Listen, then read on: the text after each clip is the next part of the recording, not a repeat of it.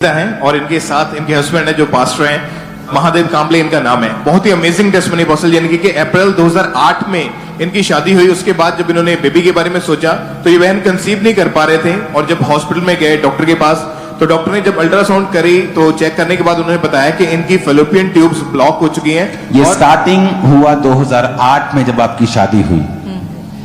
अब year by year बताएं कैसे आप उन चीजों से निकले, पहले क्या सोचते थे, फिर क्या हुआ? 2008 में मेरी शादी हुई तो मैं सोचती थी मुझे भी बच्चा हो जाए, लेकिन बहुत दवाखाना करने के बाद भी मुझे बच्चे कंसीव नहीं होते थे। डॉक्टर क्या बोलते थे? सोनोग्राफी करने के बाद डॉक्टर ने कहा था एक साइड की ट्यूब ब्लॉक है करके। जिंदगी क्या चल रहा था, लाइफ में क्या हो रहा था, जिंदगी कैसी हो गई थी जब लगातार हर साल बेबी नहीं हो रहा था, वो खुल के बताओ। मतलब कई फंक्शन में जाते थे तो मेरी निंदा करते थे और हमारे आजू बाजू में जो भी लोग रहते थे, मैं एक साइड से जाती थी तो वो अलग से रूल बदलते थे। तो मुझे ये बात रोड चेंज कर देते थे अपना। हाँ, रूल चेंज क्यों? मुझे बच्चा नहीं है इसीलिए। आपके हस्बैंड पास्टर हैं खुद भी। हाँ। उस समय आप पास्टर भी नहीं थे जब ऐसा हो रहा था आपके 2008 में। तो क्या क्या था आपकी लाइफ में, क्या हो रहा था, क्या क्या चल रहा था, मेंटल स्टेट क्या थी, स्पिरिचुअल क्या थी, फाइनेंशियल, हर चीज के बारे में आप बताओ। बहुत ही निराशा का जीवन था मेरा। और मैं भी जब डॉक्टर्स उसका रिजल्ट नहीं बता पाते थे, गारंटी नहीं दे पाते थे और बहुत खर्चा कर चुका था मैं हॉस्पिटलों में, तो मैं बहुत ही निराश हो चुका था। और जब मैं फंक्शन में जाता था कोई, तो बहुत से लोग हमें बोलते थे अभी तक नहीं हुआ, तेरे पीछे से उसकी शादी हुई है, ऐसा है वैसा है, बहुत कुछ। तो ये घर पे आके बहुत रोती थी और कई फंक्शनों को मैं इसको नहीं लेके जाता था। मैं कहता था तू घर पे रहे, मैं जाकर आता हूँ ताकि मैं जाकर पटक से जल्दी से आ जाऊंगा। क्योंकि आप मराठी हैं? हाँ, मराठी। ओके। मैं जाकर आ जाऊंगा और मैं चुपके से पटक से जिन लोगों की प्रोग्राम है, फंक्शन है, उनसे मिलकर मैं आ जाऊंगा। नहीं तो तेरी निंदा कोई करेगा, तुझे कुछ से पूछेगा तो तुझे बहुत दुख होगा, तू रोएगी। इसलिए मैं जाकर आता था और मैं इससे नहीं जा पाता था। चलो, आप डॉक्टर के पास गए, डॉक्टर ने स्कैनिंग की तो उसने कहा ये ब्लॉक है, वहां दिक्कत है, तो उसने दवाई दी होगी आपको? हाँ, तो कुछ नहीं हो रहा था। कुछ तो कितने साल आपने दवा खाया है? कम से कम 2 साल। 2 साल इस चीज का दवा खाया है? यस। फिर डॉक्टर ने कुछ सजेस्ट नहीं किया आपको कि आप बच्चा IVF से ले लो, IUI से ले लो?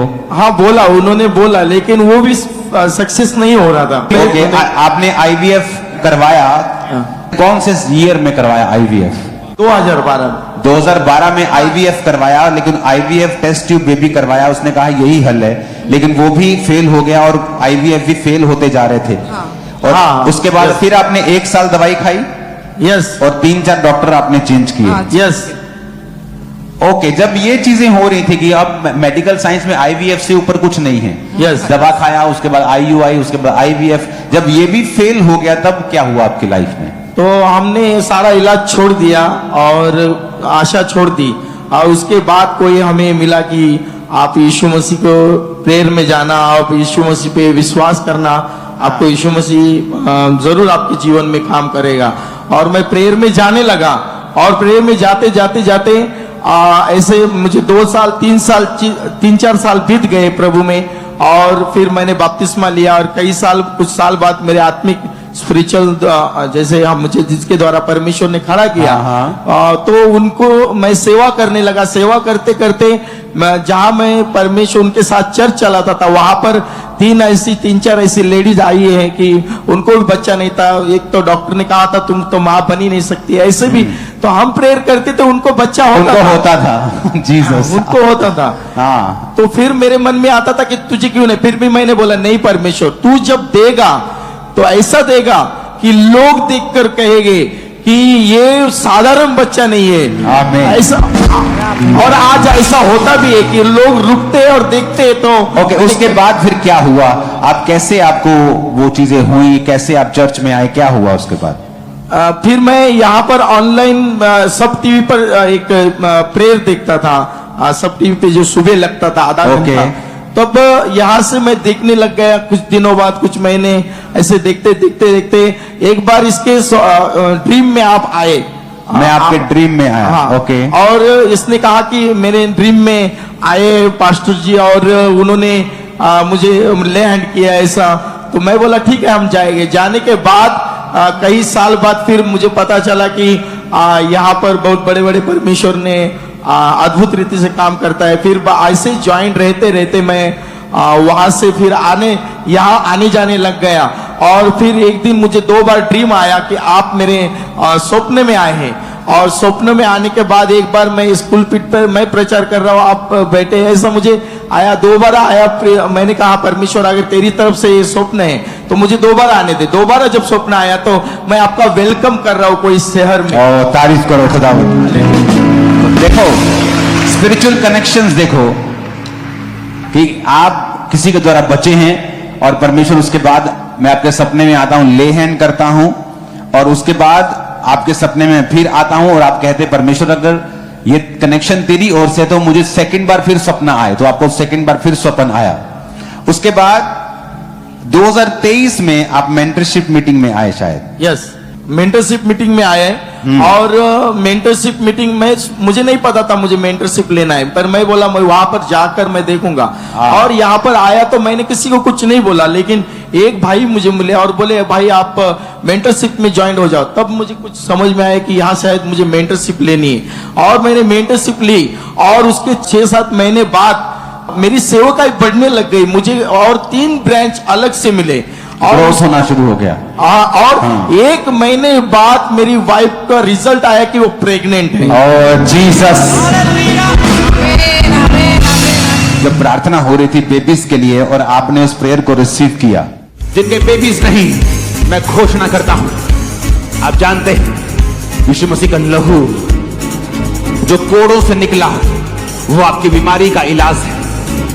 यीशु मसीह नासरी के नाम में मैं हुक्म देता हूं आपके गर्भ को, ऐ बांझपन, आज से तेरे और इस बहन के बीच में यीशु का लहू खड़ा है।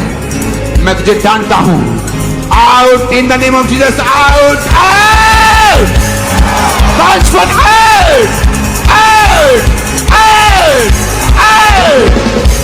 इस बॉडी को छोड़ और निकल जा। और नेक्स्ट मंथ आपकी वाइफ प्रेग्नेंट थे और आप फर्स्ट टाइम आपने प्रेगनेंसी को देखा। यस, 16 सालों में apostle ji first time pregnancy test positive देखा उन्होंने। 16 साल 16 साल बाद after so many medicine, IVF fail होना, स्ट्रगल, वो आ गई आपकी गवाही। हालेलुया, हालेलुया, हालेलुया,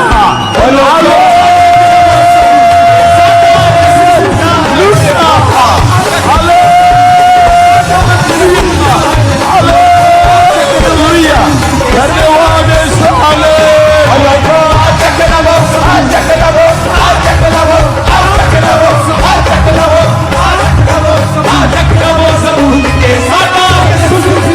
ऊंची आवाज़ हालेलुया खटकाओ जरा, हालेलुया। आप इमेजिन कर सकते हो, परमेश्वर कोई जादू टोने करने वाला खुदा नहीं है कि आप सडनली एक दिन में देखो, अगर इस भाई को कोई प्रॉब्लम नहीं होती, ये कभी नहीं आता। हो सकता है परमेश्वर ने इसको मेंटरशिप में लाना हो और इसकी लाइफ में प्रॉब्लम रखी हो, कि परमेश्वर का मर्जी है इसे यूज करना, लेकिन प्रभु को पता है कि इसे इस्तेमाल नहीं किया जा सकता जब तक मैं एक सर्टन लेवल ऑफ अनॉइंटिंग इसे नहीं देता हूं। सर्टन लेवल ऑफ अनॉइंटिंग के लिए आपको उन्हीं व्यक्तियों के पास ही जाना पड़ेगा जिनके पास ये मसा है। उसने कनेक्शन ठहराए हैं और जब आप पहुंच गए राइट प्लेस के ऊपर और परमेश्वर आपको निशानी देता है, जा जा, गो, दैट्स इट। और क्या हुआ? ड्रीम में आने के बाद चर्च में आए, मेंटरशिप मीटिंग 2023 में रिसीव किया। जब परमेश्वर ने देख लिया कि सब ग्राउंड सेटल्ड है, 24 में प्रेगनेंसी, 2008 में शादी, बच्चा जवान हो जाता 8 वालों का, जिनकी 8 में शादी हुई।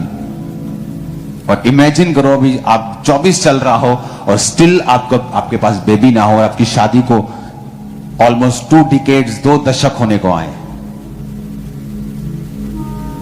अगर पुराना जमाना होता तो बेटी होती तो शादी करने के योग्य उम्र हो जाती है 1-2 साल में। और परमेश्वर कैसे देखो कनेक्शंस बनाता है, कैसे वो आपकी अगुवाई कर, धीरे धीरे आप प्रभु में आते हैं, फिर प्रभु आपको कनेक्ट करता है अनॉइंटिंग के साथ।